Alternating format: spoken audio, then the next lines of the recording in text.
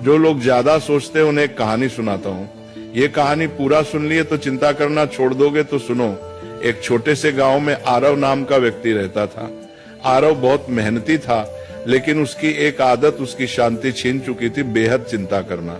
सुबह उठते ही वो सोचता, कल क्या होगा, पैसा रहेगा या नहीं, लोग क्या कहेंगे, परिवार सुरक्षित रहेगा या नहीं। रात को सोने जाता, तब भी उसका दिमाग रुका नहीं करता। एक दिन अत्यधिक चिंता के कारण उसकी तबीयत बिगड़ गई। गांव के लोग उसे पास के पहाड़ पर रहने वाले एक संत के पास ले गए। संत बहुत सरल जीवन जीते थे, न ज्यादा बोलना न ज्यादा सोचना। आरव ने संत से कहा, महाराज, मेरा मन कभी शांत नहीं होता, मैं हर समय डर और चिंता में रहता हूँ। संत मुस्कुराए और पास रखी एक मिट्टी की मटकी उठाई। उन्होंने कहा, इस मटकी को पानी से भर दो। आरव ने मटकी भर दी।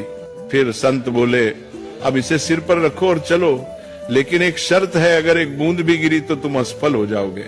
आरव पूरी तरह मटकी पर ध्यान लगाकर चलने लगा। रास्ते में लोग उससे बातें करते रहे, आवाजें आती रही, लेकिन आरव ने कुछ नहीं सुना। वह सिर्फ मटकी पर ध्यान देता रहा। कुछ देर बाद संत ने कहा, रुको, अब बताओ रास्ते में कितने लोग मिले। आरव बोला, महाराज, मुझे कुछ पता नहीं, मैं तो बस मटकी बचाने पर ध्यान दे रहा था। संत ने शांत स्वर में कहा, यही संत होने की शुरुआत है। जब ध्यान जरूरी चीज पर होता है तो बेकार की आवाजें अपने आप चुप हो जाती हैं। तुम्हारी चिंता इसलिए है क्योंकि तुम उन चीजों पर ध्यान दे रहे हो जो अभी हुई ही नहीं।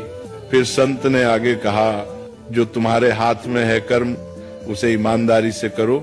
जो तुम्हारे हाथ में नहीं, भविष्य से भगवान पर छोड़ दो। यही संत का मन है।